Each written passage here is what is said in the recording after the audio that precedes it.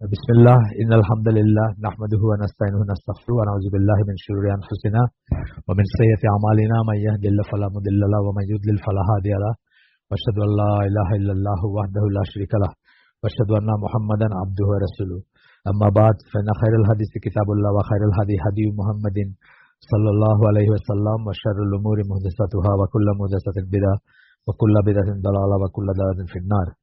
আসসালামু আলাইকুম ওয়া রাহমাতুল্লাহি ওয়া বারাকাতুহু। How to approach and understand the Quran, এই শিরোনামের বই থেকে আমরা পড়তেছি। বাংলা নাম কোরআন অধ্যয়নের সঠিক পন্থা। কোথাও কোথাও কোনো কোনো চ্যাপ্টার, যে চ্যাপ্টারগুলো আমরা পড়ছি অলরেডি, কোনো কোনো চ্যাপ্টারে ধরেন হাউ টু অ্যাপ্রোচ এই কথাটাই প্রাধান্য পাইছে। আর এখন আমরা যেটুকু পড়তেছি সেখানে হাউ টু আন্ডারস্ট্যান্ড দ্য কোরআন, এটা এই প্রশ্নটা বা এই ব্যাপারটা প্রাধান্য পাইছে। তো আমরা এখন যে যে চ্যাপ্টারে আছি সেই চ্যাপ্টারের হচ্ছে সপ্তম অধ্যায়, সঠিক পদ্ধতিতে কোরআন ব্যাখ্যা করা, অর্থাৎ উসুল তাফসির। যদি আমরা বলি উসুল তাফসির বলতে তাফসিরের মূলনীতি কি, সেইটা নিয়ে এই চ্যাপ্টারটা, এবং হাউ টু আন্ডারস্ট্যান্ড দ্য কোরআন সেই অংশটা এখানে আর কি বেশি প্রাধান্য পায় এই এই এই আলোচনাতে, বা এখন যেটা আমরা পড়তেছি সেখানে। তো গতদিন আমরা যেখানে শেষ করছিলাম সেখান থেকে ছোট্ট একটু রিপিট করব, যাতে যাতে আপনারা রিলেট করতে পারেন। তো গতদিন আমরা যে করছি, এই যে আপনার যেখানে শেষ করছি সেখান থেকে আমরা একটু করে মনে করাই দিই আপনাদের, জাস্ট যে মনে থাকে যেন সেটা মানে, বা রিলেট করতে পারেন যেন আজকে যা পড়বো সেটার সাথে। তো সেটা বলতেছেন যে কোরআনের অনেক আয়াতের অর্থকে রাসূল সাল্লাল্লাহু আলাইহি ওয়াসাল্লাম তার নিজের বক্তব্যের দ্বারা অতিরিক্ত গুরুত্ব আরোপ করেছেন, এবং অর্থাৎ তার অনেক বক্তব্যেরই এমন অর্থ রয়েছে যেগুলো কোরআনের আয়াতের অর্থের সাথে অভিন্ন, এবং সেগুলো সংশ্লিষ্ট আয়াতের অর্থের উপর আরো গুরুত্ব আরোপ করে।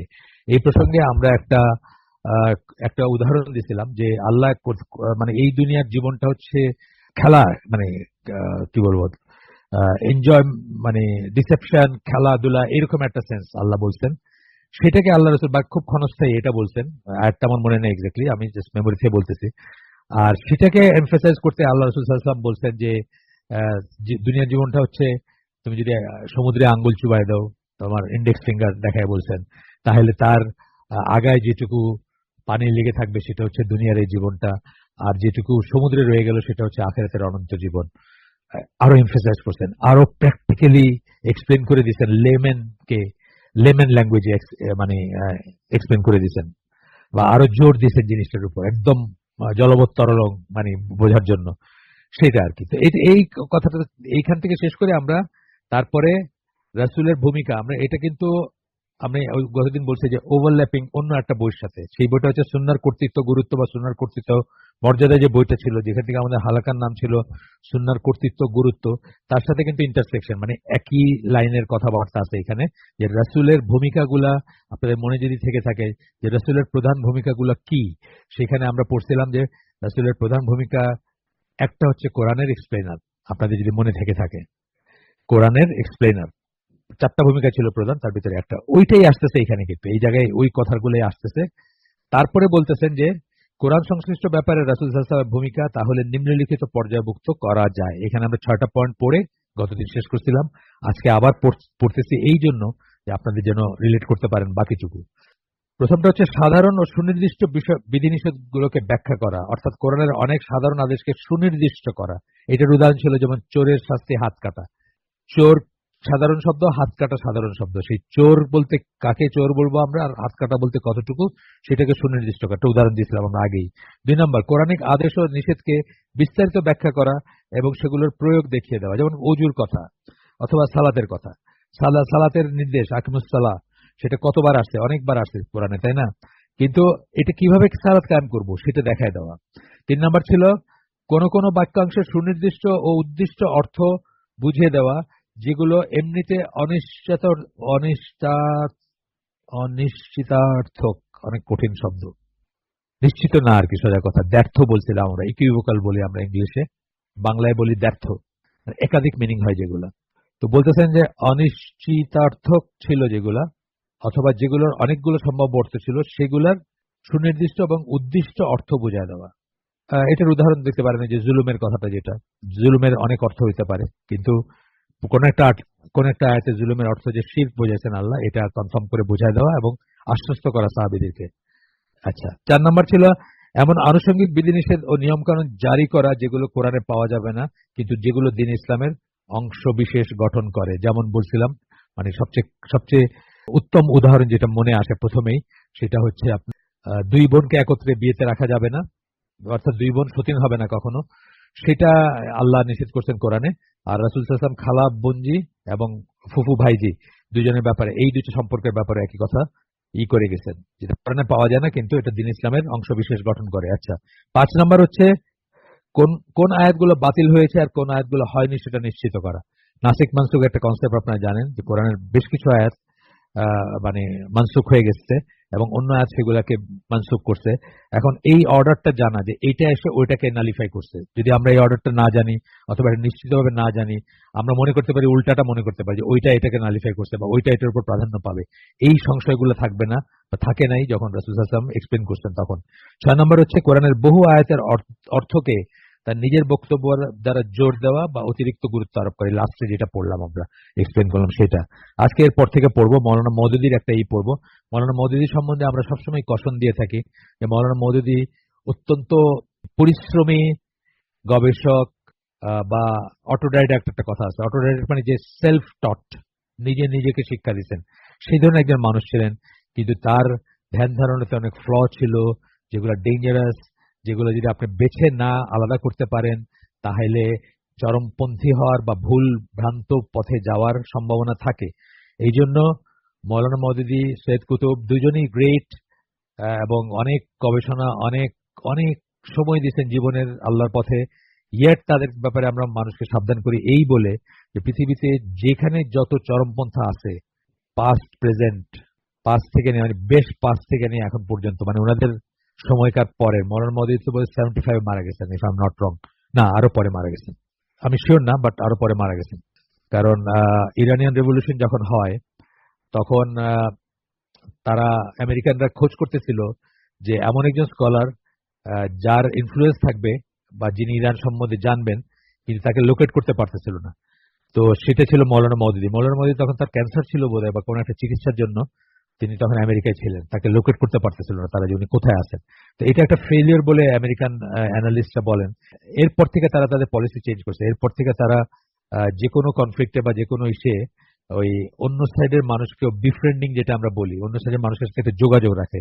যেমন আপনারা জানেন যে ইজিপশিয়ান চরমপন্থী নেতা ওমর আব্দুর রহমান, শেখ ওমর আব্দুর রহমান, অন্ধ শায়েখ বলে যাকে আমরা চিনি, মারা গেছেন উনি।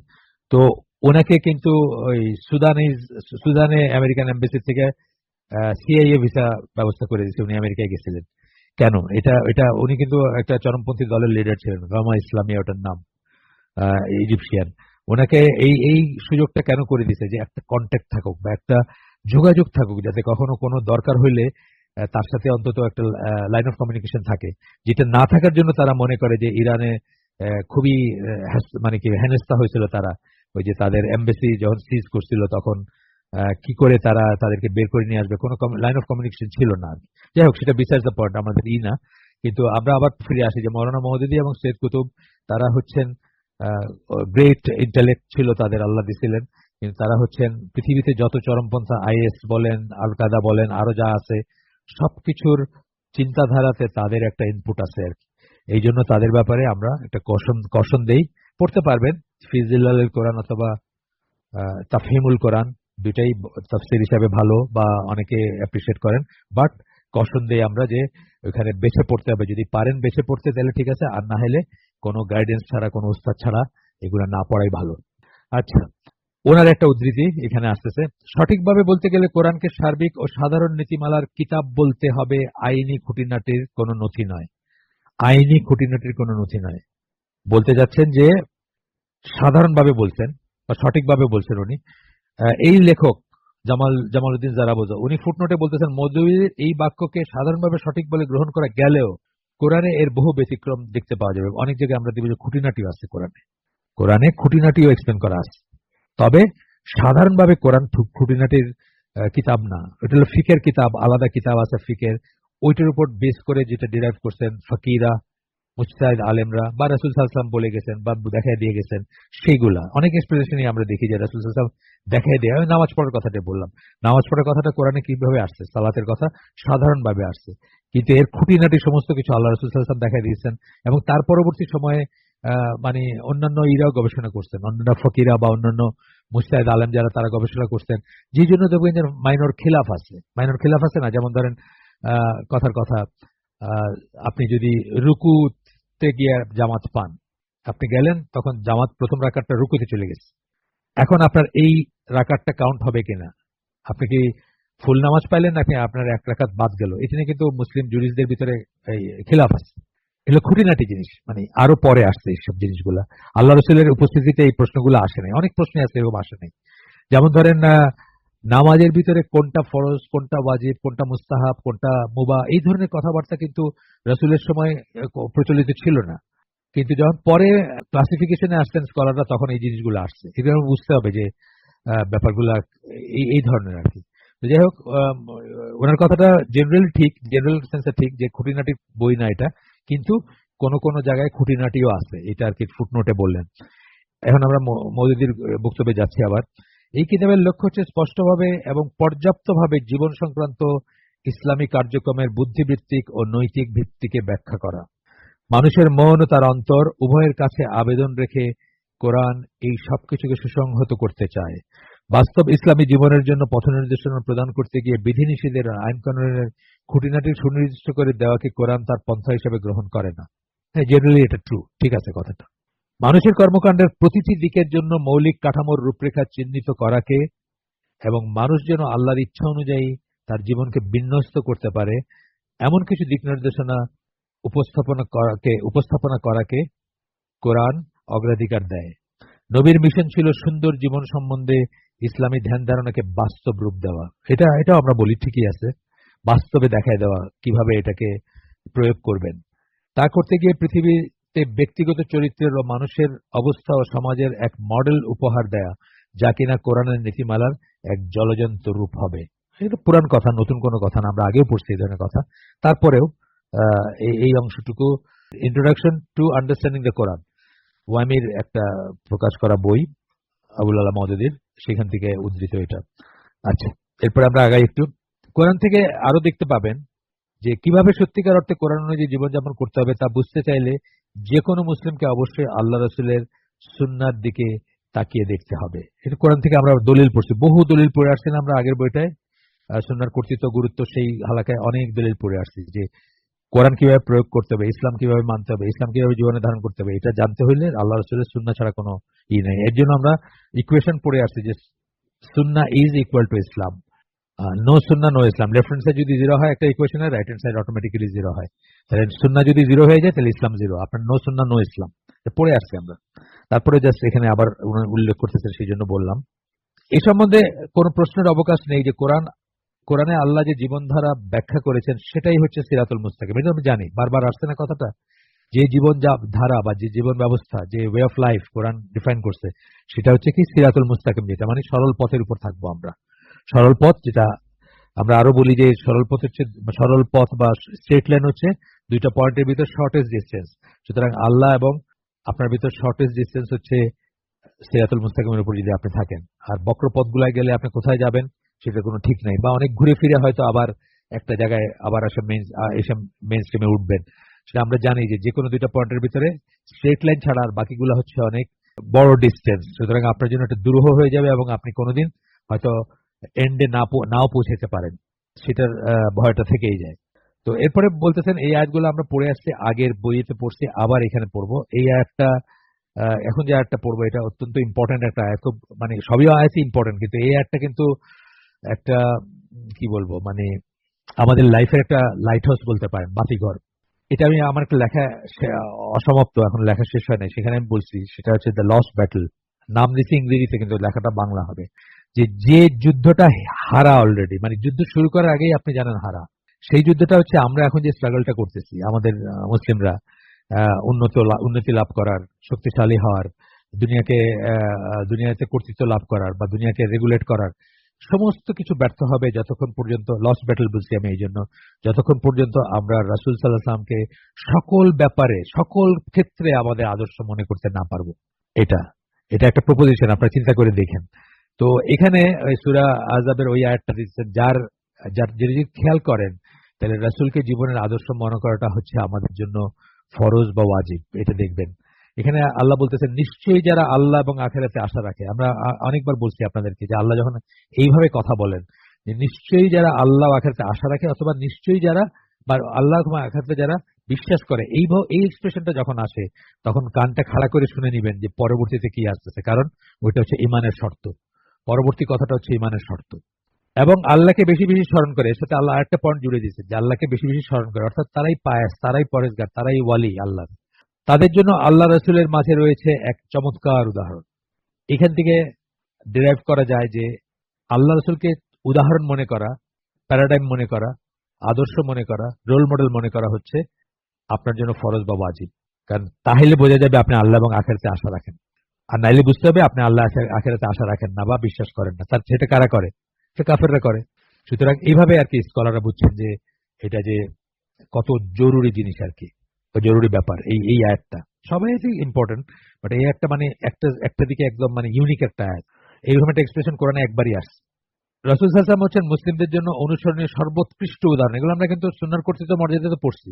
এই জন্য বললাম যে ওভারল্যাপ বা ইন্টারসেকশন আছে, কমন জিনিস আছে কিছু থাকবেই, কারণ মানে ব্যাপারগুলো তো ইন্টার রিলেটেড। রাসূল সাল্লাল্লাহু আলাইহি ওয়াসাল্লাম ওই সরল পথ অনুসরণ করে চলেছেন, এইটা হচ্ছে একটা বুঝ। আল্লাহ রাসূল সাল্লাল্লাহু আলাইহি ওয়াসাল্লাম সিরাতুল মুস্তাকিমের উপর ছিলেন। সূরা ইয়াসিনের 3 নম্বর আয়াত বোধহয়, 1-2-3 বা 2-3 নম্বর আয়াত, আমার মনে নেই এক্স্যাক্টলি। ওইখানে এই কথাটা আছে যে আল্লাহ রসুলকে আল্লাহ সার্টিফাই করছেন যে আল্লাহ রসুল সিরাতুল মুস্তাকিমের উপর ছিলেন বা আছেন। তখনকার জন্য আর কি আছেন বলতেছি, এখনকার জন্য আমরা ছিলেন বলবো, কারণ আপনার এখন তো আল্লাহ রসুল ইসলাম বেঁচে নাই সেই হিসাবে আর কি। কিন্তু উনি সিরাতুল মুস্তাকিমের উপর এটা সার্টিফাই করতেছেন কি আল্লাহ করতেছেন, আল্লাহ বলতেছেন যে উনি সিরাতুল মুস্তাকিমের উপর আছেন। তো এই জন্য বলতেছেন যে রাসূল ওই সরল পথ অনুসরণ করে চলেছেন যা আল্লাহর কাছে প্রিয়। অথবা আমরা বলতে পারি রাসূল সাল্লাল্লাহু আলাইহি ওয়াসাল্লামের জীবনের ধরন অথবা সুন্নাহই হচ্ছে সেই জীবনের ধরন যা কোরআনের শিক্ষা অনুযায়ী আদর্শ। রাসূল সাল্লাল্লাহু আলাইহি ওয়াসাল্লামের লাইফটাই হচ্ছে কোরআনের শিক্ষা অনুযায়ী আদর্শ, যে জীবনের ধরন তার ছিল, যা ছিল। এই জন্য বললাম যে সকল বিষয়ে তাকে রোল মডেল মনে করতে হবে। যতদিন মনে করতেছি না ততদিন আমাদের বিজয় আসবে না। আমরা কাফেরের কাছে নিগৃহীত হব, কাফেরের পায়ে পায়ে আমরা ঘুরবো, যেভাবে ঘুরতেছে এখন। তারা ডিসাইড করে আমরা কাকে ভোট দেবো কাকে দিব না, তারা ডিসাইড করে আমরা কোন কথা বলবো কোন কথা বলবো না, তারা ডিসাইড করে আমরা কি পড়বো কি পড়বো না। তাদের ফর্মুলা অনুযায়ী আমাদের পাঠ্য বইগুলাতে সমকামিতা আর ট্রান্সজেন্ডার পড়া এখন শুরু হয়েছে।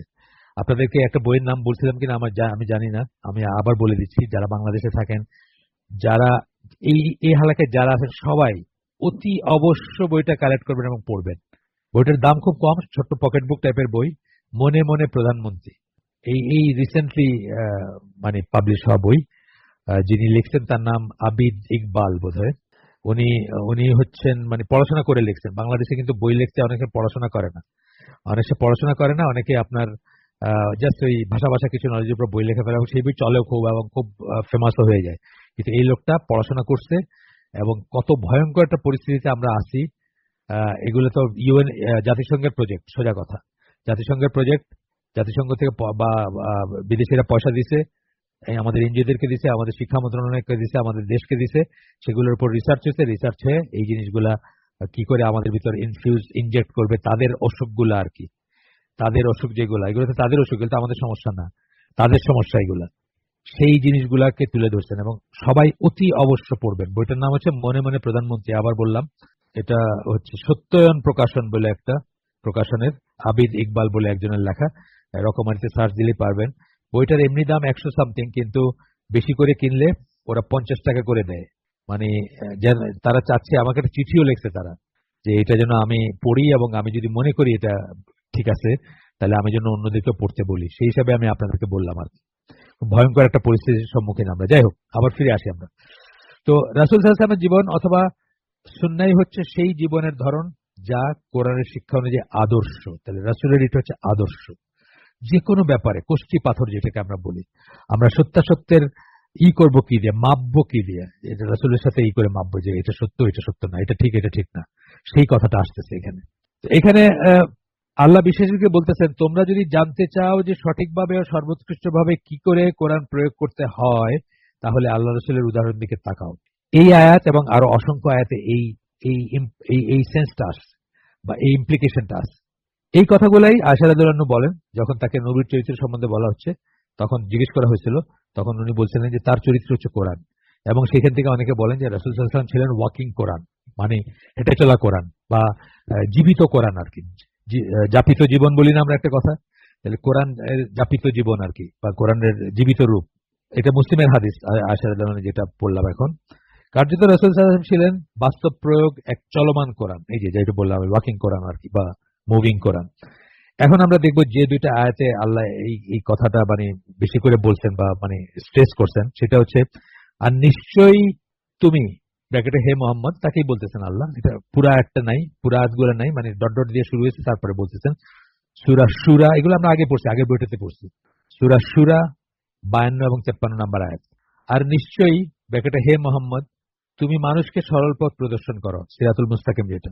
হ্যাঁ, এখানে সিরাতুল মুস্তাকিম কথাটা ইউজ করছেন, ইসে ইনডিফিনিট ইসে মানে ফর্মে ইউজ করছেন, সিরাতিম মুস্তাকিমিন। এই যেহেতু কাসরা আসছে হারফুজার, বা আগে এই ছিল মানে অব্যয় ছিল ইলা, এই জন্য।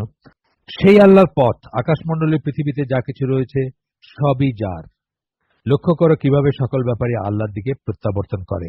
এখানে বললেন যে আল্লাহ রাসূল সাল্লাল্লাহু আলাইহি ওয়াসাল্লাম মানুষকে সরল পথ দেখান। আর সূরা ইয়াসিনে যে আয়াতটা আমি বললাম যে 2-3 নম্বর আয়াত, সেখানে বলছেন নিশ্চয়ই তুমি সিরাতুল মুস্তাকিমের উপর আসো, এইভাবে বলছেন আল্লাহ এখানে, আমাদের যদ্দূর মনে পড়ে আর কি। আপনি যদি পারেন ওটা একটু লাগাইতে পারেন, সূরা ইয়াসিনের 2-3 নম্বর আয়াত যেখানে এই কথাটা বলছেন। এরপরে যেটা কোট করতেছেন সেটা হচ্ছে সূরা বাকারার 151 নম্বর আয়াত। যেমন আমি পাঠিয়েছি তোমাদের, এই আয়াতের কথাগুলা খুব সিমিলার হচ্ছে সূরা জুমার সাথে। সূরা জুমার একটা আয়াত বা আয়াত, কতগুলো আয়াতের সাথে, একটা বা একাধিক আয়াতের সাথে শুরুর দিকে। তো সূরা জুমার আয়াতগুলো আমি বলি দাঁড়ান, এটা হচ্ছে 2 নম্বর আয়াত। তো এখানে নাই, এখানে কোট করেন নাই, বাট ওইটা একই কথা, একই ধরনের কথা বলেন। তো বলতেছেন যে যেমন আমি পাঠিয়েছি তোমাদের মধ্য থেকে তোমাদের জন্য একজন রাসূল, যিনি তোমাদের নিকট আমার বাণীসমূহ পাঠ করবেন এবং তোমাদের পবিত্র করবেন, আর তোমাদের শিক্ষা দেবেন কিতাব ও তার তত্ত্বজ্ঞান বা হিকমা। কিতাব ও হিকমা আর কি কথাটা আছে, এটা পড়ে আসছি আমরা ওই আগের বইটা, সুন্নাহর কর্তৃত্ব মর্যাদা। কিতাব বলতে কোরআন, হিকমা বলতে সুন্নাহ, পড়ে আসছি আমরা আগে। এবং শিক্ষা দেবেন এমন বিষয় যা কখনো তোমরা জানতে না। এখানে ইম্পর্টেন্ট ব্যাপার হচ্ছে এই শিক্ষা দিবেন কথাটা হচ্ছে আলাদা একটা কথা। সূরা ইয়াসিনে কয় নম্বর, আমি ভুল বললাম নাকি? 3 নম্বর, ঠিকই আছে। এই শিক্ষা কথাটা খেয়াল করেন। প্রথমটা কি বললেন? বাণীসমূহ পাঠ করবেন, তেলাওয়াত করবেন এবং তোমাদের পবিত্র করবেন। পবিত্র করবেন অফকোর্স মুসলমান হবে, মুসলমান হবে, কাফের থেকে মুসলমান। কাফের থেকে আল্লাহ কি রিক্স বলছেন না নাজাস বলছেন? অপবিত্রতা বলছেন, অপবিত্র, নোংরা, ময়লা সেন্সটা আসে। তাহলে যে মুসলিম হবে সে পবিত্র হইলো, সেটা আছে। তারপরে বলছে তোমাদের শিক্ষা দেবেন কিতাব ও হিকমা। এই শিক্ষা দেওয়াটার ভিতরে আসতেছে যে আপনাদের, তোমাদেরকে মানে আমাদেরকে, বা তৎকালীন সাহাবী এখন আমাদেরকে কি করবেন, উনি এক্সপ্লেন করে দিবেন কোরআন, তাফসীর করে দিবেন, তাফসীর করবেন, যা বোঝার দরকার সেটা বোঝাই দিবেন। উপরে সূরার 52-53 নম্বর আয়াতে আল্লাহ যেমন ঘোষণা করেছেন যে রাসূল সাল্লাল্লাহু আলাইহি ওয়াসাল্লাম আমাদের সিরাতুল মুস্তাকিম দেখিয়ে দেন, এটা আল্লাহ ঘোষণা করছেন। পবিত্র কোরআন বলে যে সিরাতুল মুস্তাকিম হচ্ছে সেই পথ যা কোরআন মানুষকে দেখিয়ে দেয়। সুতরাং রাসূল সাল্লাল্লাহু আলাইহি ওয়াসাল্লাম এবং কোরআন উভয়, দুইটাই আর কি, দুইজনই, মানে আমরা বলি না ডুয়াল সোর্স অফ শরিয়া বলি, আমরা অলওয়েজ বলি কথাটা। তাহলে উভয়ই মুসলিমদের একটাই এবং একই সরল পথ প্রদর্শন করেন। সেই সিরাতুল মুস্তাকিম রাসূলও প্রদর্শন করেন, কোরআনও প্রদর্শন করেন, একটাই, মানে সেম পথ প্রদর্শন করেন এবং একই সরল পথ, একটা এবং একই সরল পথ প্রদর্শন করেন যা আল্লাহর সন্তুষ্টির দিকে নিয়ে যায়, এবং সেটাইতেই আল্লাহর সন্তুষ্টি আছে। সেই পথটার উপর যদি আমরা থাকি, সেই পথ যদি আমরা ফলো করি, সেখানেই আল্লাহর সন্তুষ্টি। এইখানে হাবিবুর রহমান আজামি বলে একজন স্কলার, ওনার একটা উদ্ধৃতি আছে, একটু বড় কিন্তু আমরা পড়বো। সেই উদ্ধৃতিটা হচ্ছে দ্য সুন্নাহ ইন ইসলাম, মানে যে বই থেকে, সেই বইয়ের নাম পড়তেছি আমি। The Sunnah in Islam, the eternal relevance of the teaching, তাৎপর্য, গুরুত্ব, of the teaching and example of the prophet Mohammad. এটা লেস্টার ফাউন্ডেশনের বই, হাবিবুর রহমান আজামি, তার বই থেকে আমরা পড়বো। উনি যে বইতে বলছেন, সেই বইতে উনি 3টি আয়াতের কথা বলতেছেন। সেই 3টা আয়াতের ভিতর আমাদের এখানে আজকে আমরা যে পড়তেছি এখানে একটা আছে, আর ওনার বইতে আরো 2টা আছে সিমিলার কথা। সেটা একটা, মানে আমরা সূরা বাকারার 151 নম্বর আয়াত পড়লাম, 151 সূরা বাকারার, এইটা আছে তার বইতে। আর তার সাথে আরো 2টা আয়াত আছে যেটা আমাদের আজকের এই পাঠের ভিতর নাই, কিন্তু উনি যেহেতু ওনার বই থেকে কোট করতেছেন, ওই সময় বলতেছেন উপরের 3টি আয়াতে। সেই 3টা আয়াত কি হলো? সূরা বাকারার 151 151 আজকে যেটা পড়লাম, সূরা আলে ইমরানের 164 এবং সূরা জুমার 2 নম্বর আয়াত।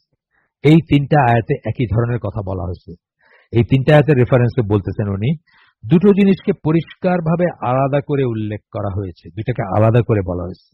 প্রথমত ওয়াহির আবৃত্তি এবং দ্বিতীয়ত কিতাবখানির শিক্ষা, দুটো আলাদা জিনিস। ওয়াহির আবৃত্তি কিভাবে করতে হবে ওটা দেখাইছেন, কি কি কোনটা কোরআনের আয়াত না আয়াত এটা করছেন, ডিফাইন করছেন, সেটা একটা পার্ট। আর শিক্ষা দেওয়ার যে পার্টটা সেটাতে হচ্ছে এক্সপ্লেন করা, প্রয়োগ করা ইত্যাদি। প্রথমত ব্যাপারটার অর্থ কিতাবখানির আবৃত্তি বেশ স্পষ্ট, কিন্তু দ্বিতীয় ব্যাপারটি কিতাবখানির শিক্ষা ব্যাখ্যার দাবি রাখে। শিক্ষা বলতে অ্যাকচুয়ালি কি বোঝানো হয়েছে, শিক্ষা বলতে কি বোঝানো হয়েছে এটা একটু ব্যাখ্যার দাবি রাখে, অবশ্যই রাখে। ওয়া ইউআল্লিমুকুমুল কিতাবা ওয়াল হিকমাতা, এই যে শিক্ষা দেওয়ার কথা বলছেন, এটা বলতে কি বোঝায় সেটা ব্যাখ্যার দাবি রাখে, সেটা নিয়ে কথা আছে। এই অভিব্যক্তির অর্থ যদি নিয়মতান্ত্রিক উপায়ে কোরআন পড়া মানে তিলাওয়াত করা যদি শুধুমাত্র বোঝাইতো, মানুষকে তা মুখস্থ করানো হতো, তাহলে এটাকে আবৃত্তির চেয়ে আলাদা করে নির্দিষ্ট করে বলার কোনো প্রয়োজন ছিল না। আল্লাহ তো আলাদা করে বলছেন এটাকে, তাহলে তো এক কথাতেই হয়ে যেত।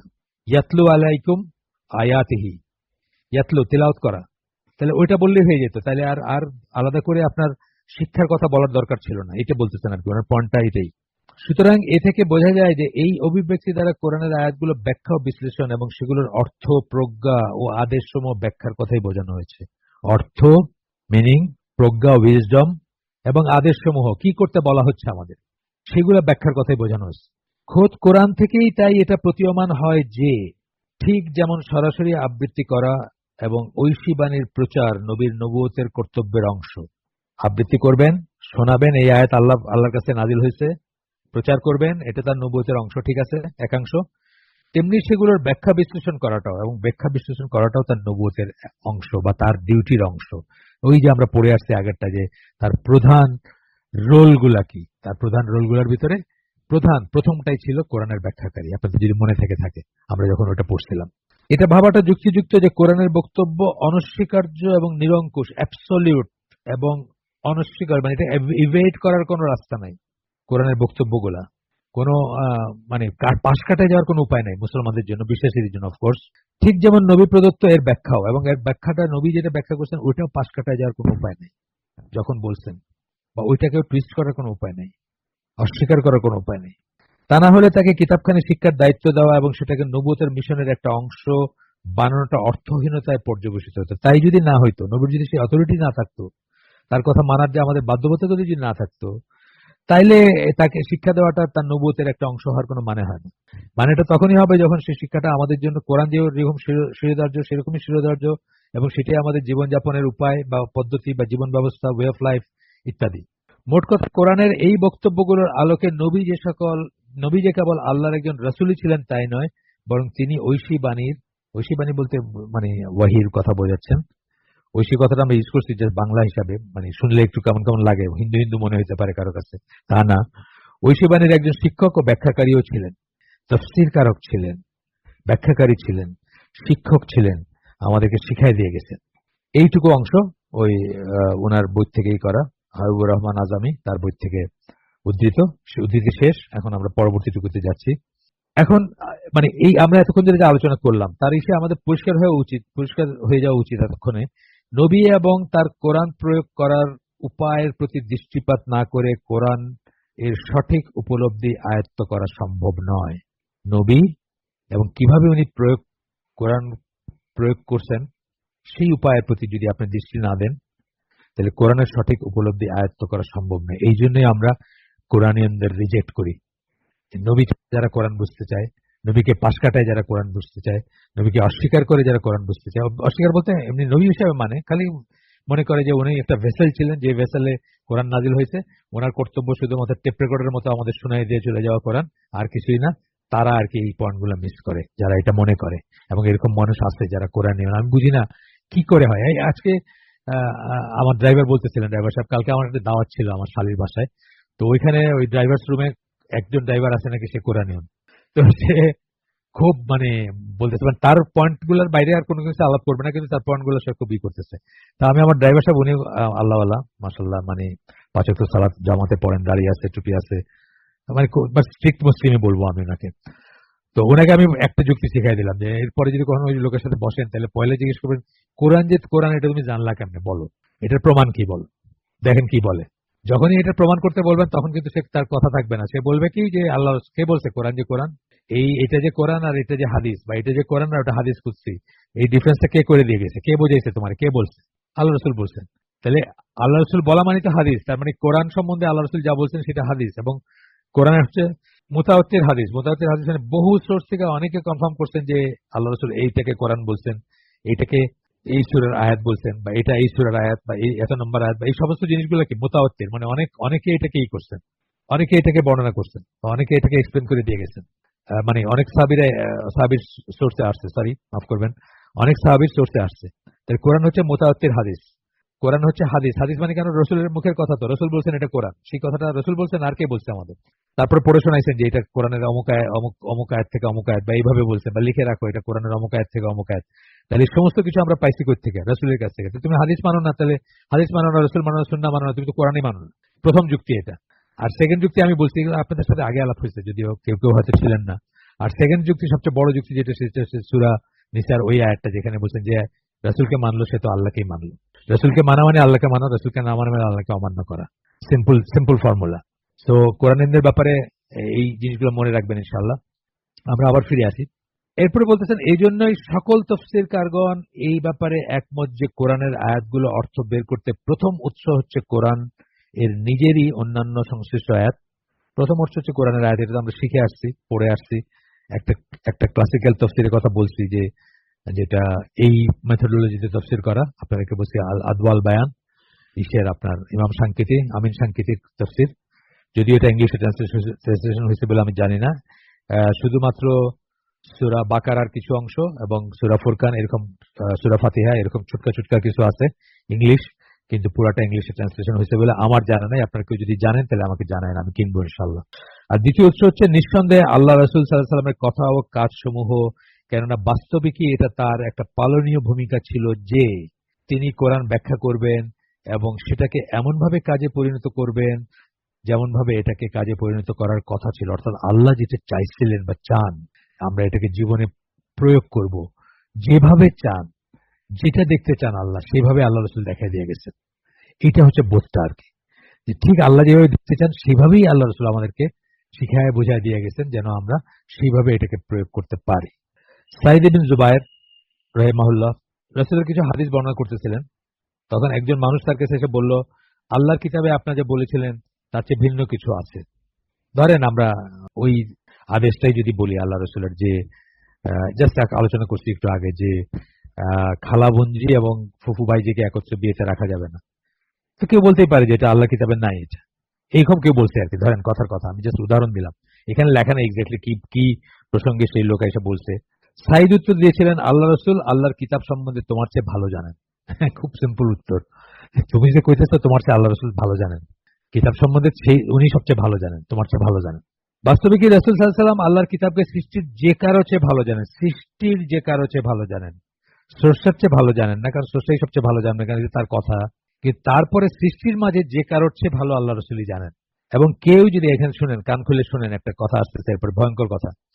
এবং কেউ যদি এই দাবি করে যে সে তার রসুলের চেয়ে বেশি জানে বা বোঝে, তবে সে আসলে একজন মুরতাদ।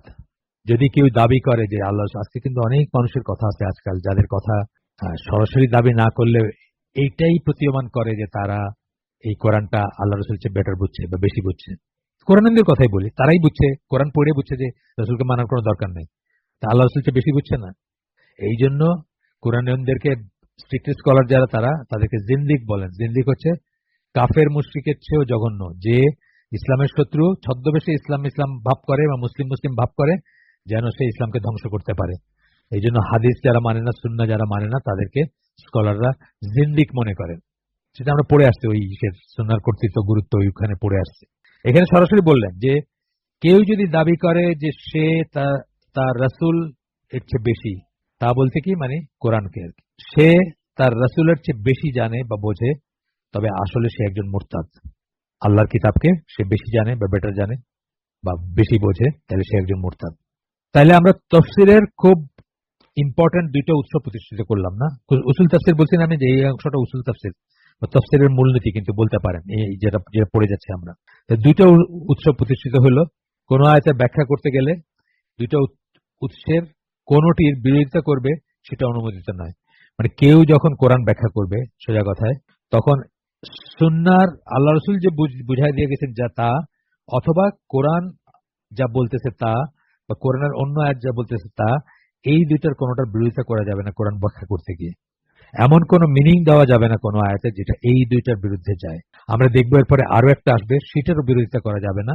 সেটা হচ্ছে সাহাবীরা সংঘবদ্ধ ভাবে কি বুঝছিলেন, বা একত্রে কি বুঝছিলেন, সবাই কি বুঝছিলেন, বা কোনটার উপর তারা অ্যাগ্রিড হয়েছিলেন, কোন বুঝের উপরে, কোরআনের সম্বন্ধে বা কোরআনের কোনো আয়াত সম্বন্ধে, সেটারও বিরোধিতা করা যাবে না, বা সেটার বিরুদ্ধে যায় মতো কোনো অর্থ দেওয়া যাবে না কোনো আয়াতকে, বা কোনো কোরআনের কোনো অনুশাসনকে সেটা অন্য কোনো অর্থ দেওয়া যাবে না। আমরা দেখবো এটা আসতেছে পরে। এটা সত্য, কেননা উল্লেখিত উৎসের দুটোই সরাসরি আল্লাহর কাছ থেকে এসেছে।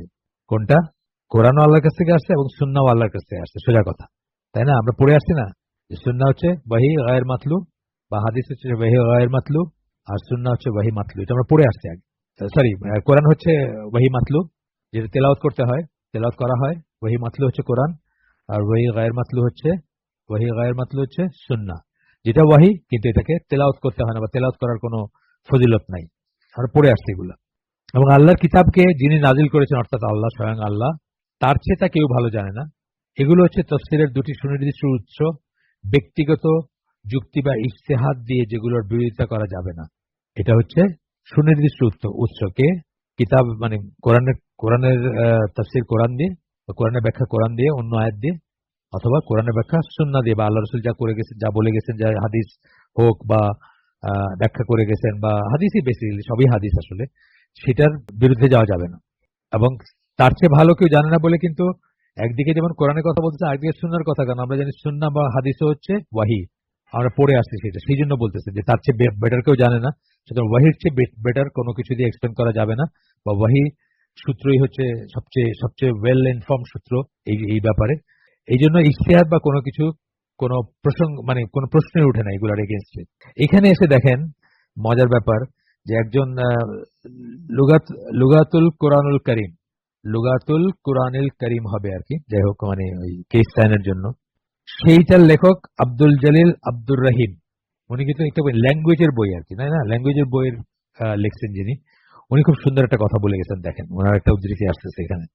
এটা একটা প্রতিষ্ঠিত ব্যাপার যে কোরআন ব্যাখ্যা করতে গিয়ে এবং আল্লাহর কালামের অর্থ কি তা ব্যাখ্যা করতে গিয়ে রাসূল যা বলেছেন তা ছিল ওয়াহি, ও আল্লাহ তার অন্তরের উপর যে উপলব্ধি মুদ্রিত করে দিয়েছেন এবং তাকে একান্তভাবে যে জ্ঞান ও পাণ্ডিত্য দেয়া হয়েছে তার উপর প্রতিষ্ঠিত। তার মানে কোরআন ব্যাখ্যা করতে গিয়ে আল্লাহ রাসূল যা কিছু বলছেন সেটা আসলে আল্লাহরই কথা, সেটা ওয়াহির কথা, সেটা তার অন্তরে, মানে ওয়াহি তো অনেকভাবে আসতো, সেটার একটা বলতেছে যে অন্তরে মুদ্রিত করা, এটাও একটা উপলব্ধি, সেটাও একটা ফর্ম অফ ওয়াহি। এবং তাকে যে জ্ঞান দিয়েছেন, তাকে যে এক্সপ্লেন করছেন, তাকে যে দেখাইছেন মেরাজে নিয়ে গিয়ে বা আদারওয়াইজ, সেগুলোর উপর বেসড। আসলে আল্লাহ তাকে কোরআন ব্যাখ্যা করতেও তার বাণীর অর্থ বুঝিয়ে দেওয়ার দায়িত্ব প্রদান করেছেন। সুতরাং যে কারোর জন্য এটা অবশ্যকরণীয় যে তিনি যদি কোরআনের ব্যাখ্যা করেন, তবে তার ব্যাখ্যা যেন রাসূল কোরআনের ব্যাখ্যায় যা বলেছেন তার উপর ভিত্তি করে প্রদান করা হয়, এবং তিনি যেন তা থেকে বিচ্যুত হয়ে আরবি শব্দাবলীর দিকে তাকিয়ে এর অর্থ বের করতে তার ইজতিহাদ ও ব্যক্তিগত বিচার বিবেচনার শরণাপন্ন না হন। ল্যাঙ্গুয়েজের বই লিখছেন উনি, আরবি ল্যাঙ্গুয়েজের, মানে কোরআনিক আরবিক ল্যাঙ্গুয়েজের বই লিখছেন, কিন্তু তারপরে উনি বলতেছেন যে এই ওনার আরবিক ল্যাঙ্গুয়েজের জ্ঞানের উপর ভিত্তি করে যেন উনি কোনোভাবেই আল্লাহ রসুল যা বলছেন সেটার কন্ট্রারি কোনো কনক্লুশনে না যান। আবার পড়ি এই অংশটুকু। সুতরাং যে কারোর জন্য এটা অবশ্যকরণীয় যে তিনি যদি কোরআন ব্যাখ্যা করেন, তবে তার ব্যাখ্যা যেন রাসূল কোরআনের ব্যাখ্যায় যা বলেছেন তার উপর ভিত্তি করে প্রদান করা হয়, এবং তিনি যেন তা থেকে বিচ্যুত হয়ে আরবি শব্দাবলীর দিকে তাকিয়ে এর অর্থ বের করে তার ইজতিহাদ ও ব্যক্তিগত বিচার বিবেচনা শরণাপন্ন না হন। একটা উদাহরণ দিয়ে শেষ করি, এটা এই উদ্ধৃতিটা শেষ, এখানে উদাহরণটা দেই যে আল্লাহ রসুলের সময় বুরুজ বলতে, আগে বলছি আপনাদের যারা আমার সাথে অনেকদিন আছেন তারা জানেন, আল্লাহ রসুল সাল্লাল্লাহু আলাইহি ওয়াসাল্লামের সময় বুরুজ বলতে বোঝানো হয়তো কনস্টেলেশন মানে তারার সমষ্টি। ধরেন আদম সুরুত বলি আমরা একটা, বা এই ধরনের আরো সমষ্টি আছে তারার, মানে কতগুলো তারা মিলে একটা গুচ্ছ বা একটা সমষ্টি, সেটাকে বোঝানো হচ্ছে বুরুজ বলতে। মডার্ন অ্যারাবিকে বুরুজ বলতে বোঝানো হয় রাশি চক্র। এখন এই যে মহাজাতক আছে না, সে তো আগে রাশি ফলাফল লিখতো পেপারে, সে এখনো সেটা বিশ্বাস করে হিসেবে। তো সে বলছে যে সমস্যা কি, আল্লাহ তো কোরআনেই রাশিচক্রের কথা বলছেন। এইটা হচ্ছে যে আপনার অ্যারাবিক, আপনি কিছু অ্যারাবিক জ্ঞান লাভ করছেন, বর্তমান অ্যারাবিক, প্রেজেন্ট ডে অ্যারাবিক কোন শব্দের অর্থ দেখছেন যে এটার মানে হচ্ছে রাশিচক্র। সুতরাং আপনি আল্লাহ রসুল কত জায়গায় বলে গেছেন এবাদত কবুল হবে না, শুধু 40 দিনের এবাদত কবুল হবে না যে কৌতূহল ভরে কেউ জ্যোতিষের কাছে যায় বা ভাগ্য জানতে চেষ্টা করে। অর্থাৎ আপনি যদি আজকে পেপারে আজকের দিনটি কেমনে যাবেন, এটা আপনার রাশি কোনটা, কন্যা রাশি বা তুলা রাশি মিলায় দেখেন যে আচ্ছা একটু কৌতূহল জাস্ট, আমি তো মানি না কিন্তু একটু দেখি জাস্ট কি লিখছে, তাইলে আপনার 40 দিনের ইবাদত কবুল হবে না। সেইখানে আপনি বলতেছেন যে আল্লাহ আল্লাহ বলছেন যে মানে রাশিচক্রের কথা বলছেন, এর নামে একটা সূরার নামই আছে, সুতরাং রাশিচক্র তো জায়েজ। এইটাই হবে যখন আপনি শুধুমাত্র আপনার কিছু একটু আরবিক শিখছেন, সেটার উপর ভিত্তি করে আপনি আপনার মতো করে একটা মন্তব্য দিয়ে দিবেন যখন, এটাই নিষেধ করতেছেন। এখানে ল্যাঙ্গুয়েজের বই লিখছেন যে ভদ্রলোক, তিনি না করতেছেন এটা। এরপরে আমরা থার্ড ইসে যাব, উসুল তাফসিরের। আমরা বলছি না, আমরা অনেকদিন আগে বলছি আপনাদেরকে, আগের বইটা পড়ার সময় বলছি যে তাফসিরের তিনটা হচ্ছে মেইন উৎস।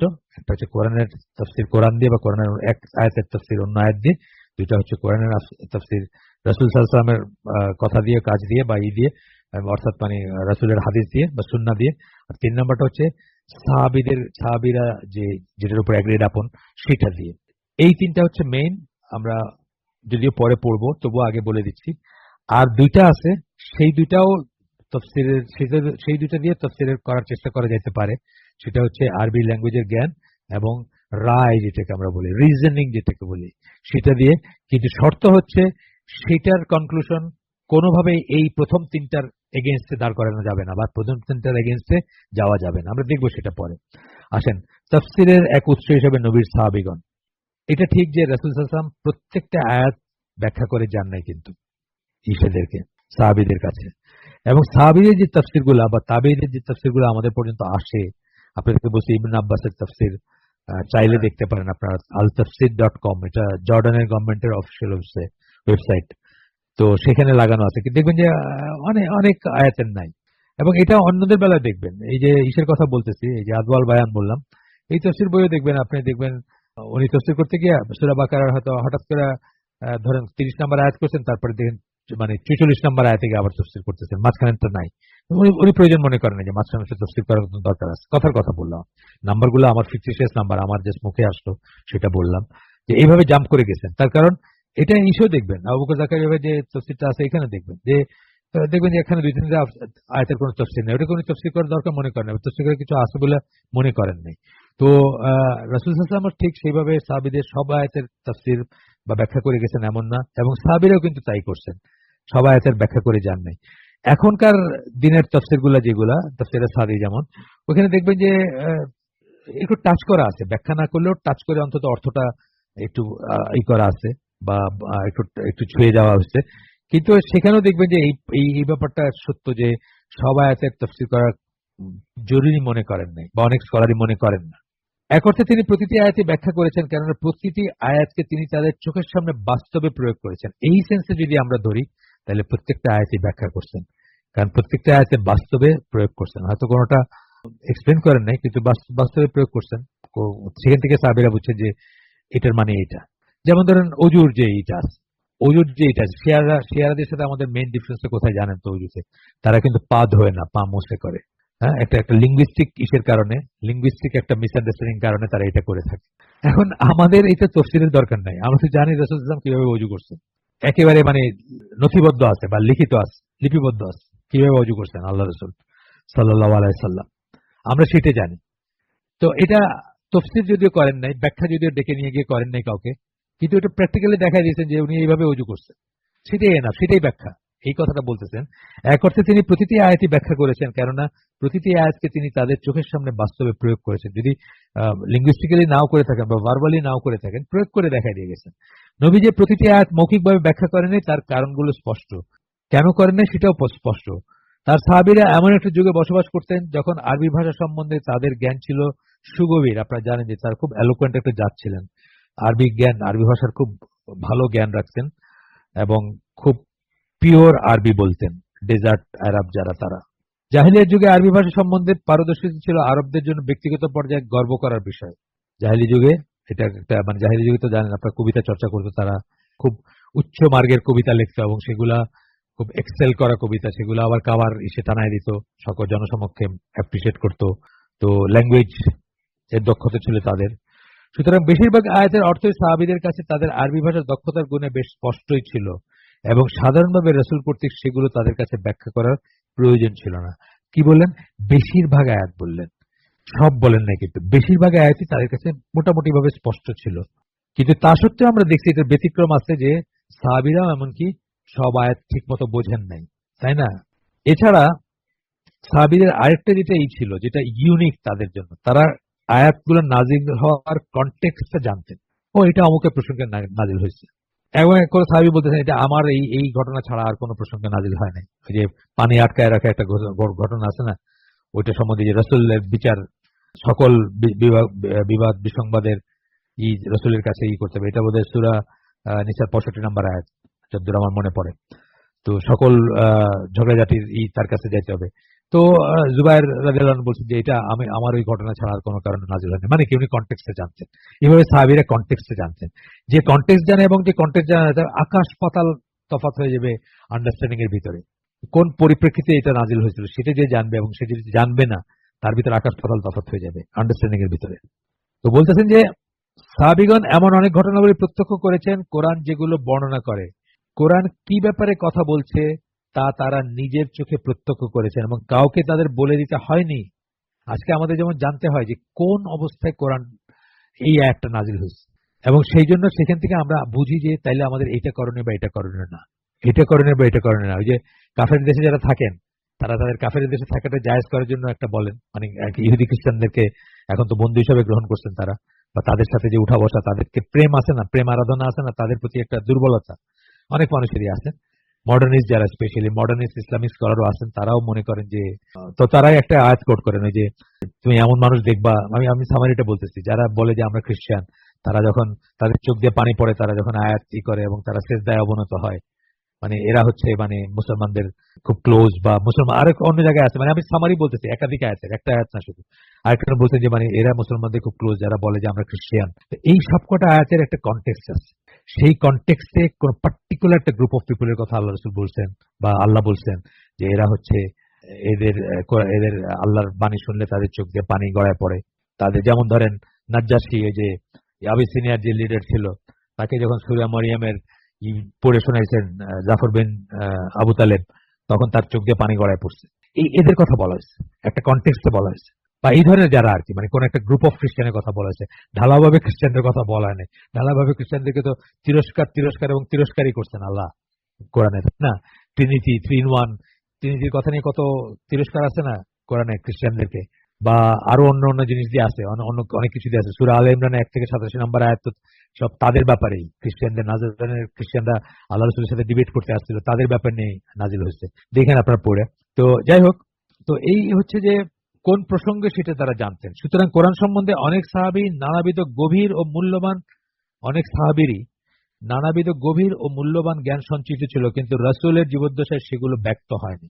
এগুলা বলার কোনো দরকার ছিল না, কনটেক্সট বলার দরকার ছিল না তাদেরকে, কিন্তু তারা জানতেন এগুলো, তারা রিয়েলাইজেশনটা ছিল তাদের।